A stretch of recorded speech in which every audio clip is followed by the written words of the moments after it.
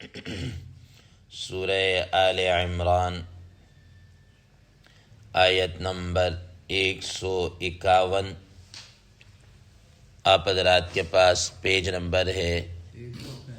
135، آخری لائن ہے۔ اعوذ باللہ من الشیطان الرجیم، بسم اللہ الرحمن الرحیم۔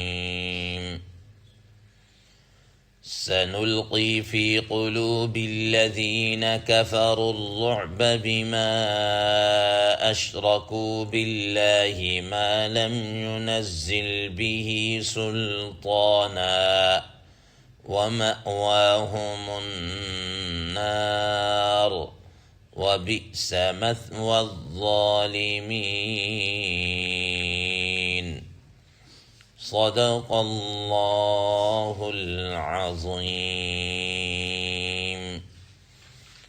اللہم صل علی محمد النبی الأمی وعلی آلہ وسلم تسلیما کثیرا کثیرا۔ محترم سامعین کرام، اس آیت مبارکہ کا ترجمہ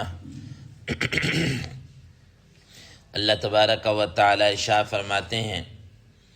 سنلقی فی قلوب الذین کفروا الرعب، کہ ہم کافروں کے دلوں میں رعب ڈال دیں گے، بما اشرکوا باللہ، اس وجہ سے کہ انہوں نے اللہ تعالی کے ساتھ ایسی چیز کو شریک ٹھہرایا ہے، ما لم ينزل به سلطانہ،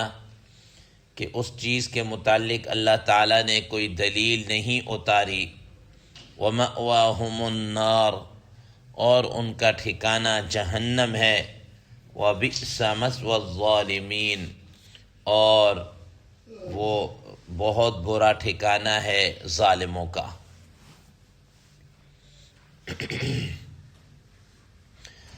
محترم سامعین کرام، ما قبل کی آیات مبارکہ میں اللہ تبارک و تعالی نے اہل ایمان کو کافروں کی اطاعت کرنے سے منع کیا ہے۔ فرمایا کہ اگر تم ان کی فرما برداری، ان کا کہنا مانو گے تو یہ تمہیں دین سے پھیر دیں گے اور تمہارا ہی نقصان ہوگا۔ اور دوسرے نمبر پر یہ بتائی کہ کافروں سے کبھی بھی مدد طلب نہیں کرنی، کوئی امان، کوئی ان سے مدد نہیں چاہنی۔ اگر مدد طلب کرنی ہوگی تو بل اللہ مولاکم وہو خیر الناصرین، اللہ تبارک و تعالی سے ہی مدد طلب کریں اور وہ بہترین مدد کرنے والے ہیں۔ آج کی اس زیر دس آیت مبارکہ کے متعلق حضرات مفسرین کرام رحمہ اللہ فرماتے ہیں کہ چونکہ غزوہ احد کے اندر مسلمانوں کو جو ابتداءً ایک طرح سے شکستی ہوئی اور اس میں رسول اللہ صلی اللہ تعالیٰ علیہ وسلم کی شہادت کی، قتل ہونے کی ایک افواہ پھیلی، تو مسلمانوں کے اندر ایک افراتفری، بد دلی سی پھیل گئی، جس کی وجہ سے مسلمان تھوڑے سے تتر بتر ہو گئے، اور ان میں سے چاہے وہ منافقین ہی ہوں، ان کے دلوں میں یہ بات آئی کہ ہمیں کافروں سے، ابو سفیان رضی اللہ تعالیٰ عنہ جو ابھی تک ایمان نہیں لے کر آئے تھے، ان سے امان لے لینی چاہیے، اور یوں اور اس طرح کی باتیں کی۔ تو اللہ تبارک و تعالیٰ نے، جیسا کہ میں نے ابھی بتایا کہ اللہ تعالیٰ نے اس چیز سے منع بھی کیا، اور ساتھ ساتھ اہل ایمان کو یہ تسلی دے رہے ہیں، سنلقی فی قلوب الذین کفروا الرعب، ہم کافروں کے دلوں کے اندر رعب ڈال دیں گے، کافروں کے دلوں میں رعب ڈالیں گے۔ اب یہ کہ کافروں کے دلوں میں کیسا رعب ڈالا،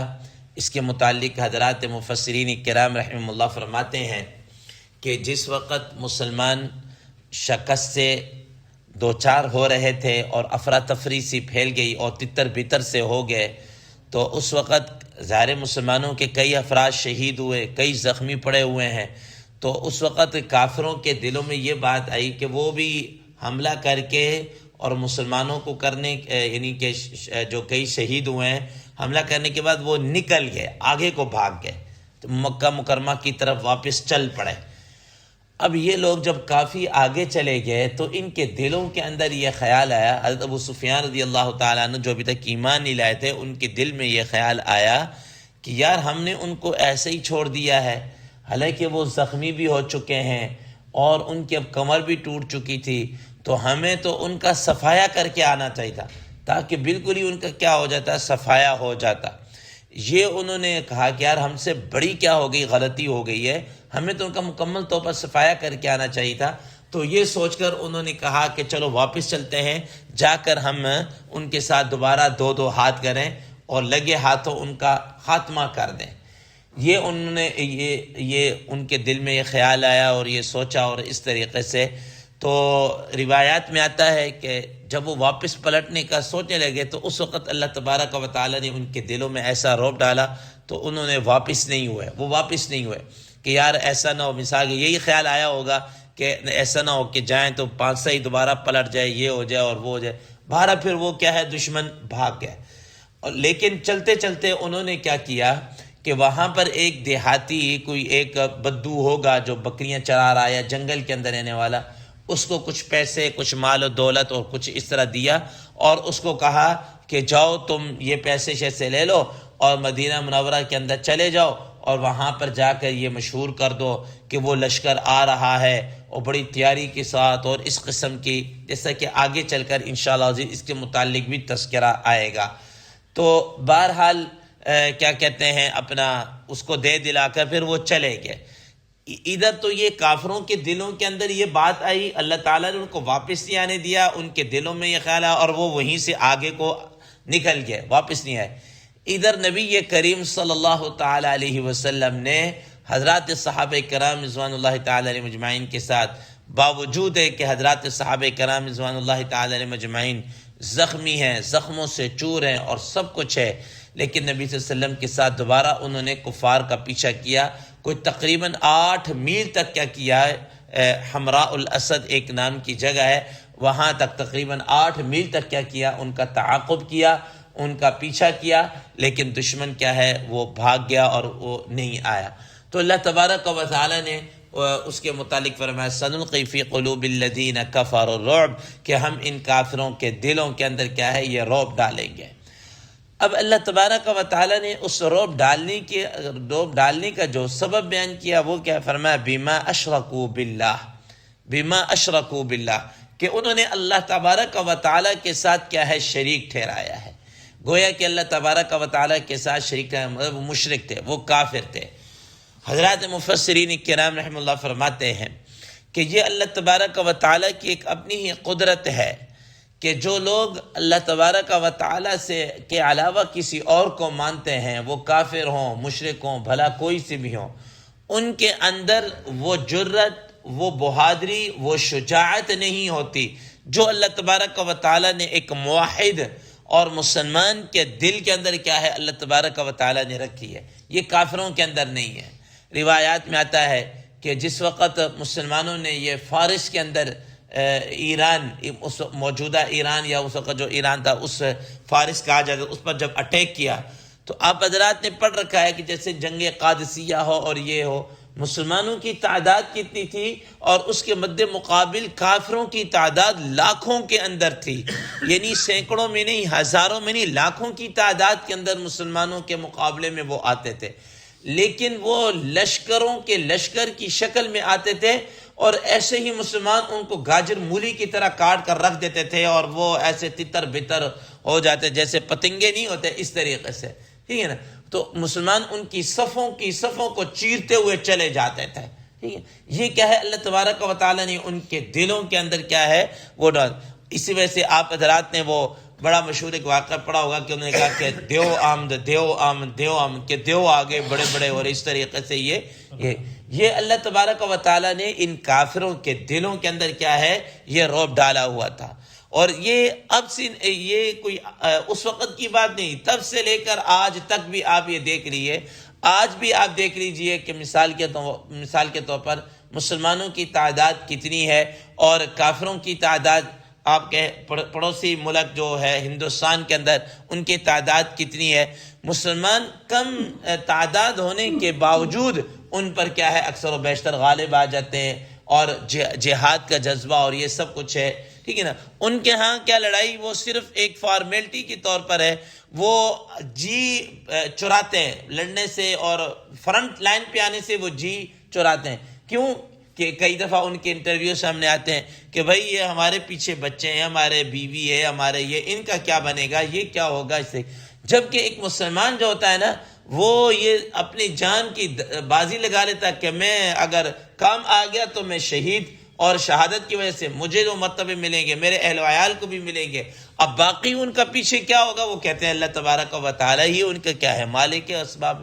تو فرمایا کہ کفروا الرعب بما اشرکوا باللہ، کہ انہوں نے اللہ تبارک و تعالی کے ساتھ شرک ٹھہرایا، شریک ٹھہرایا، اور اس شریک ٹھہرانے کی وجہ سے اللہ تبارک و تعالی نے ان کے دلوں پر کیا ہے مہر لگا دی۔ اور وہ شرک بھی کون سا ہے؟ فرمایا کہ ما لم ينزل به سلطانا، کہ اللہ تبارک و تعالی نے اس کے متعلق کوئی دلیل نہیں اتاری۔ اب یہ جتنے بھی کافر ہیں، جتنے مشرک ہیں، وہ جو کہتے ہیں نا کہ یہ لات ہے، یہ منات ہے، یہ عزا ہے، یا یہ فلانی دیوی، یہ فلانا دیوی ماتا ہے، یا کالی رام تو فلانی رام، یہ جتنے بھی ہیں، ٹھیک ہے نا۔ اب ان کو یہ پوچھتے ہیں، ان کے سامنے ماتھا ٹیکتے ہیں، اور ان سے یہ سمجھتے ہیں کہ ہمارے یہ مسائل حل کر رہے ہیں، یا یہ سمجھتے ہیں کہ مثال کے طور پر کہ جناب کیا کہتے ہیں، مال و دولت کی دینے والی فلانی دیوی ہے، پریشانیاں دور کرنے والی فلانی ہے، خوشیاں دینے والا فلانا رام ہے، یہ کچھ۔ اب یہ جو انہوں نے اس قسم کی بندر بانٹ کی ہوئی ہے، تقسیم کی ہوئی ہے، ما لم ينزل به سلطانہ، اللہ تعالیٰ نے اس کے متعلق کوئی دلیل نہیں اتاری، ان کے پاس کوئی ایسا ثبوت، کوئی ایسا پروف، کوئی ایسی بات اتھینٹک کوئی نہیں ہے۔ ہاں ورنہ یہ تو الگ بات ہے کہ بات ظاہر ہے کوئی آدمی بھی خاموش نہیں رہے گا، وہ کہے گا یہ اتارنے والے ہیں، یہ کرنے والے ہیں،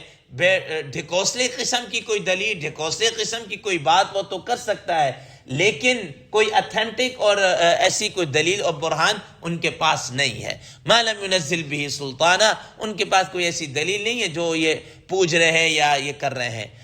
محترم سامعین کرام، اب یہاں سے حضرات مفسرین کرام رحمہ اللہ نے ایک اور بات بھی لکھی ہے۔ فرمایا کہ اس کا مطلب یہ ہوا کہ جو لوگ، چاہے وہ عیسائی ہوں، چاہے وہ یہودی ہوں، چاہے اور کسی مذہب کے پیروکار ہوں، اب وہ دیکھنا چاہیے کہ وہ جس مذہب کے اوپر کاربند ہیں، جس پر چل رہے ہیں، کیا اس کی دلیل، کوئی اس کی برہان، کوئی اس کی کوئی ایسی اتھینٹک بات من جانب اللہ ہے۔ اب مثال کے طور پر یہ عیسائی ہیں، نصارہ ہیں، کرسچن ہیں، یہ جو جتنی کمیونٹی ہے، اب یہ کہتے ہیں کہ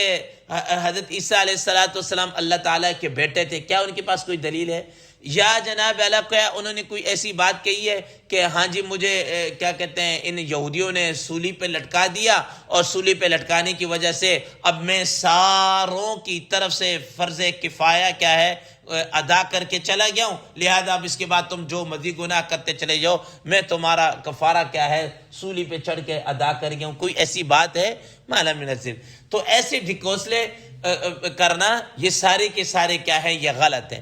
چلیں یہ تو کافر تھے اور یہ سب کچھ، ان کو چھوڑ کے میں ذرا کرنٹ ایشو جو ان کی پر بات کر لیتا ہوں، ٹھیک ہے نا۔ ہم بحیثیت مسلمان کلمہ گو ہے، رسول اللہ صلی اللہ علیہ وسلم کو اپنا آخری نبی مانتے ہیں، اللہ تبارک و تعالیٰ کو اللہ تعالیٰ رب مانتے ہیں، معبود ان کو مانتے ہیں۔ اب ہم مسلمانوں سے یہ پوچھتے ہیں کہ کیا اب ہم نے جو دین کے اندر مختلف قسم کی خرافات اور بدعات اور یہ ساری چیزیں کیا ہم نے نکالی ہوئی ہیں، کیا ہمارے پاس اس کی کوئی دلیل ہے، کوئی ثبوت ہے، کوئی پروف ہے؟ یہ تیجا ہے، یہ 40واں ہے، یہ رسم قل ہے، شادی کے موقع ہوں، ہمارے غمی کے موقع ہوں، یہ ساری چیزیں ہوں، کیا اللہ تبارک و تعالیٰ نے اس کے متعلق اللہ کے رسول صلی اللہ علیہ وسلم نے کوئی ایسا کام کیا ہے، کوئی ایسا چراغاں کیا ہو، کوئی ایسا جناب میلاد کے نام پر کوئی جلوس نکالا ہو، کوئی اور ایسی چیز مثال کے طور پر ہمارے لیے، کیونکہ علیکم بسنتی و سنت الخلفاء الراشدین المہدیین، کوئی ایسی بات ہو تو کوئی بھی نہیں ہے۔ اس کا مطلب یہ ہوا کہ ایسی کوئی بھی بات کرنا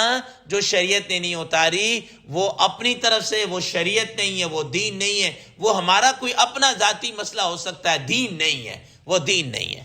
تو فرمایا جی وَمَأْوَاهُمُ النَّارُ وَبِئْسَ مَثْوَى الظَّالِمِينَ، ایسے لوگوں کا ٹھکانہ کیا ہے؟ وہ آگ ہے، جہنم ہے، اور یہ جہنم ٹھکانہ یہ ظالموں کا سب سے برا ٹھکانہ کیا ہے؟ یہ جہنم ہی ہے۔ اور سب سے بڑھ کر ظلم کیا ہے؟ خود قرآن مجید نے اس کا فیصلہ کر دیا، ان الشرک لظلم عظیم، کہ شرک سب سے بڑھ کر کیا ہے؟ ظلم ہے۔ اس شرک جو یہ ہے سب سے بڑا ظلم، اس کے بعد باقی ساری چیزیں آتی ہیں، کسی کا کچھ مال ہتھیا دینا، کسی کے کوئی اور کر دینا، حق ضائع کر دینا، حقوق کو غصب کر لینا، یہ ساری چیزیں بعد میں آتی ہیں۔ سب سے بڑا ظلم کیا ہے؟ خود قرآن مجید نے ان الشرک لظلم عظیم، تو فرمایا کہ یہ کافروں کے دلوں میں رعب ڈالا۔ رعب ڈالنے کی وجہ کیا ہے؟ کہ وہ مشرک ہیں، اور شرک کیوں کر رہے ہیں؟ کہ شرک بھی ایسا کر رہے ہیں جس کے متعلق اللہ تعالیٰ نے کوئی چیز نہیں اتاری، اور ایسے لوگوں کا ٹھکانہ جہنم ہے، اور یہ کافروں کا، ظالموں کا سب سے برا کیا ہے؟ ٹھکانہ ہے۔ اللہ تبارک و تعالیٰ سے دعا ہے اللہ تبارک و تعالیٰ